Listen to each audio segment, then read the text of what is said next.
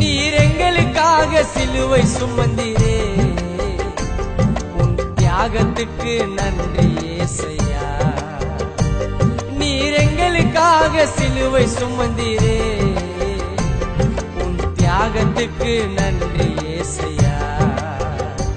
எனக்கு ஜீவன் தந்து படைத்தவர் நீரே, உம் கிருபைக்காக நன்றி ஏசையா.